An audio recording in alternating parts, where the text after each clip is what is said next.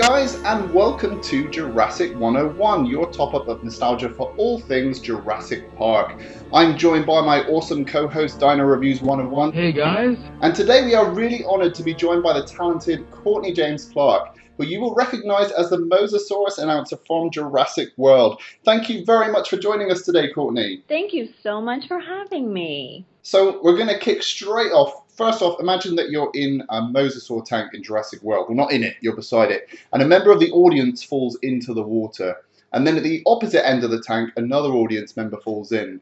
It turns out that one of them is actually Jeff Goldblum, who thrashes around and is weighed down by heavy leather garments. While at the other end, you've got Chris Pratt trying to doggy paddle, but the weight of his rifle is pulling him down, okay? Now you've got one last remaining life ring. Who do you send it out to? Do you send it to Jeff Goldblum or Chris Pratt? Oh, no.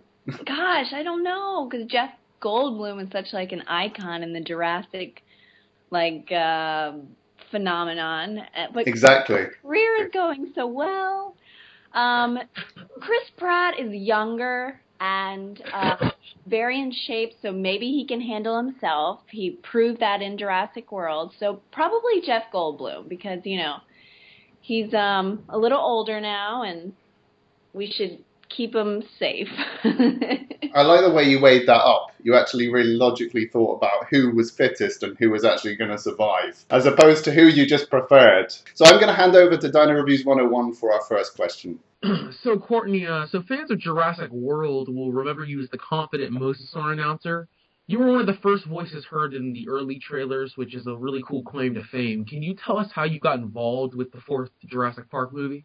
Let's see. I had an audition that I had to put on tape, and it was for a different movie, or what I thought. It was a different scene, didn't have to do with dinosaurs, and so I sent in that tape, and I found out that it was actually Jurassic World later on, and I found out that I was just waiting on the studio to approve me being in the film, and so that's kind of how I found out. I found out not when I actually did the audition. Wow. So, what did you think it was?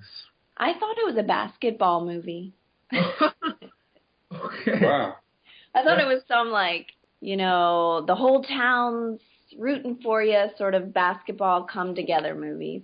Oh, okay. And what made you think that, Courtney? Was there something about the code name, or was there something that they told you? It was more of the scene I was doing, was just all about basketball and, like, getting the crowd pumped up for their favorite town team and everything. So I was like, oh, I guess this is, like, you know, so one of those feel-good movies. Does that mean that there might have been a cut basketball scene, or is that just like a test audition? That was a test audition for sure. Because I wouldn't imagine that a basketball scene would be in Jurassic World, but, you know, who knows? Well, it's interesting because I think in an early version of the script for Jurassic World, the 2004 script, I think, there was actually a pteranodon attack in a big, like, stadium or theater, like, and lots of pteranodons attacking you. So I don't know if maybe they lined you up for something like that. But that was the John Sayles script, right? Yeah, exactly, the early on one. But maybe they were thinking about that. Hey, I mean, Courtney, it ended up having kind of the same energy as what happened in the actual scene. So maybe they were just looking to see, you know. Yeah, but doing it secretly. Right, exactly. Exactly. Yeah. Cool. What was it like being part of Jurassic World? Did you get to rub shoulders with Chris Pratt and Bryce Dallas Howard? I didn't work with them. I met Chris in hair and makeup when I was doing some of that, like, hair and makeup testing. And I've actually done another movie with Bryce. She's just a wonderful actor and human being. But I hung out with Nick and Ty, the two boys, a lot. Cool. And it was just pretty awesome, you know, because I grew up loving those movies. Like, as a child, being like 7 and watching the first one, 7 or 8, and being like, wow, this is like movie magic, you know? This is like, I want to do something like this where I really get to play pretend, you know? So it was pretty, it still still is like very much a pinch me moment. Like I can't believe that I get to be a part of that. It's pretty crazy. That's just amazing. I would imagine it'd be quite surreal. Yes, definitely. So a lot of Jurassic World was shot on the Hawaiian islands of Kauai and other islands. Did your role involve any shooting on location? I shot in New Orleans, actually. Did any of the set extension work involve a green screen? Let's see. I believe some of it did, but a lot of it they had built. They had the majority of the stadium built and the podium I'm on. And they actually, water machines, splashing water up. So they created that feel for you heavily. So it was really, really nice. Like a lot of it they had actually built. That's really awesome. So since watching Jurassic World, fans have noticed that some scenes were left out that we saw in TV spots and some trailers. Were there any scenes or lines involving your character that didn't end up making it into the movie? No, actually, no, nope, it all made it in there, yeah. Okay, so there wasn't any scenes where you were kind of being chased by pteranodons later on in the film that they cut or anything like that? No. Okay, cool. I think it would have been cool to have seen your character come back because you were such a, you're presented as such a key person. It would have been cool to have seen you later on in the movie, like, either being eaten or getting away, hopefully getting away. Right. I think there was a cut scene where the mosasaur attacks the monorail, which is like the train, I believe. Wow. And, I remember hearing a lot about that. I know in early leaked trailer with unfinished CGI and effects that there was a glimpse of that, and I don't know why that got cut. Really, I think it would have been a really cool scene. Yeah. But I think I was just wondering if you would maybe took part in that since you are the mosasaur trainer. Yeah, no, I actually didn't know anything about that. Cool. I'm guessing maybe they took that out maybe so the last scene of the movie would be like more powerful, and that's the first time you're seeing, like, you've always thought ever since you saw the Mosasaurus that like, that's a pretty powerful, dino, and it kind of stays in the back of your mind until the end when it's like, whoa, Yeah, it really worked. Maybe that's why they ended up taking it out, to kind of have a big payoff in the end. So when you saw the shots in the trailer, what was your reaction? Had you seen any of the visualizations of what the mosasaur was going to look like, or was that your first time? I did, actually. Yeah. Colin and I talked, and I was able to do a lot of research, and I was able to get a heads up on what everything was actually going to look like in the finished, the finished product. So that was really cool. Yeah. And when you saw it in the trailer, was it like, wow, I can't wait to see me in the movie? I couldn't believe it. I was actually on my way to a Super Bowl party because they were going to release the trailer, for the Super Bowl last year. And I had heard that I might be a part of it. I had heard that I was a part of it. But then I was like, you know what? I'll just focus on having fun at this party because I don't want to get my hopes up or anything. And I actually was late for the Super Bowl party, and we're pulling up, and my Twitter is just going nuts.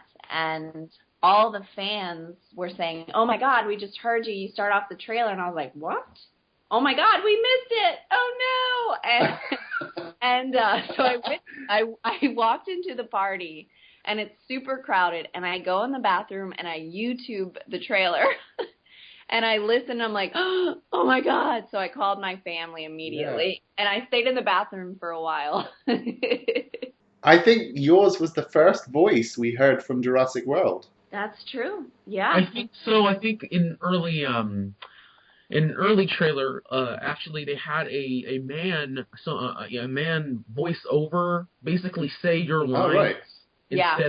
Instead of you, and I don't know. That was only in leaked trailers with unfinished CGI, so they weren't ready for release. And I think maybe that was just for a placeholder. But that's usually what that is. Like in post at a lot of these advertising agencies, they might not have the actual footage yet, So they might have like, you know, a storyboard card that they have in that place, and then somebody that just works at the place is going to do a voiceover just to give the feel to the studios of what it's going to look like. So I think that's what that was. Cool. So as fans of Jurassic Park memorabilia and props, we have to ask, did you get to take anything home? Did you take any souvenirs away from the set? I did not, because everything was so secretive. So it was like, you know, you had somebody like following you that as soon as you were done, it was like, take this off, take this off, take this off. Oh, man. I would have loved to have had maybe my badge and probably that little neck scarf I wore, because it had the Jurassic Park or Jurassic World emblem all over it, like the little T-Rexes. Oh, wow. I think I would have loved to have taken that home. Did you get any crew gifts, like leaving gifts or when it wrapped? Or? I did. I got this really cool rain slicker that has the Jurassic World emblem on the sleeve. And nice. I got this T-shirt that has Jurassic World, and on the back it says Asset Containment Unit. So it's kind of fun to wear when people are like, what is that about? Yeah, that's cool. Those jackets, those crew jackets were, everyone was going crazy for them. And they're just so amazing. I actually was lucky enough to go on eBay, and I found one. It was a ridiculous price, but I did purchase it. It's a very, very cool piece. And then I also sold some other people list some crew gifts from Jurassic World on eBay. They're pretty imaginative, I have to say. I did see that Asset Containment Unit shirt, and it was really cool to see how, it's when I first saw the Jurassic World website, it was really surreal, because it was amazing that they were actually trying to make this like a real movie. I mean, a real park. This place really, it's really there, and even though it is a fictional place, it's just really fantastic. And the fact that they incorporated that on the crew gifts, like the Asset Containment Unit shirt, like you're a part of the Asset Containment Unit, is just really cool. Yeah, I agree. Yeah. It really like, I don't know, has like that magic to it. I remember visiting the website and like, you get to pick out where, are you going to stay at the Hilton? There's these places to eat and all that stuff. And yeah, that is really cool. So we have a big following of movie fans. Do you have any advice for those aspiring to get into the movie industry? I would say do 3 things every day for your career. Whether that's taking care of yourself, maybe you want to do more action, so eating right or working out or anything, reading great books, taking classes. Just do 3 things every single day. Whether it's like me, I'm a dancer as well, so to take a ballet class I consider that doing something for my career, because that's a skill set that I have and I want to keep it, going. So yeah, I would say that. What can we expect from you in the future? What's in store for Courtney James Clark? I have another movie coming out called Mind Puppets. It's labeled as a comedic thriller, but it's pretty funny. That should be coming out this year. That was a lot of fun to work on. And right now, just in the midst of pilot season out here in LA and auditions and getting back into the swing of things after the holidays, that's life right now. On the set, I'm sure that you were really excited to be on the set of Jurassic World. You said you were shooting in New Orleans, so you were around all the buildings and stuff like that, like Main Streets. They build all these sets, and it was really impressive what they had done for Jurassic World. Did you get to explore any of that and look inside? That was built at an abandoned theme park. Yes. And I shot on NASA grounds. So I shot where they build space shuttles. Yeah. Because it was, I got to see the Raptor ring. Yeah, that's great. So did you get to go to the premiere of Jurassic World? I did. I mean, the only word I can think of is like magical. It really was. Like the weather that day was kind of overcast and a little misty, so you kind of felt like you were in, Isla Nublar. You kind of felt that, being jungly atmosphere, and they were blaring the theme song over and over, and so it's like you'd walk on this huge carpet. I mean, it's the largest carpet I've ever seen. I think between that and Star Wars, those are like the biggest, longest carpets. Yeah. And just thousands and thousands and thousands of fans everywhere. And it was at Hollywood and Highland by Grauman's Chinese Theater and all that stuff. And they actually showed the movie at the Dolby Digital where they do the Oscars. So nice. I mean, it was so magical. And the after party was equally the same. I mean, it was so cool. They had a lot of the stuff built. They had the big gates. And they had a lot of the things from the movies, like egg incubators and the electric fence and raptors, and Jimmy Buffett played. And it was so cool. That I actually had the privilege. I had the privilege of getting tickets to the premiere. It was probably one of the most intense experiences ever. It just was crazy. There were so many people there. It was very loud, and the gigantic Jurassic World gates, the big poster they had on top of not the stairs, but the levels. Yeah. Yeah, and they had some of the Mercedes from the movie there too. That's true. Yeah, you're right. And yeah, it was just an amazing experience. I'm sure you really enjoyed it. Oh yeah, it really was. I was so nervous leading up to it. 'Cause I don't know. I just get so nervous with carpets because, it's kind of scary. All these people watching you. But it really was amazing. And it was so cool, too. Sometimes I would hear somebody calling my name from, like, 3 levels up. And, it'd be people that I've interacted with on Twitter. So it'd be really cool to actually have a face with their name or screen name. Yes. And, finally get to see them. And it's like we both get to do this moment together almost. It's like, wow, we've been talking for the last few months. And, like, here we are. This is so cool. Yeah, I think a lot of you're quite popular in the Jurassic Park community, not only because you were in Jurassic World, but you're very interactive with fans, and I think that's cool. Aww, yeah, it's really good. Thanks. You come across as a very confident and warm actor, so it's really nice to have someone like you as part of the Jurassic Park community. Oh, that's so nice of you. Thank you so much. It's true. Lastly, can you reveal if you've been contacted about appearing in the next Jurassic Park movie? I can't say anything. So I'm sad to say we're coming to the end of today's podcast. I'd just like to say a huge thank you to Courtney for coming on the show today.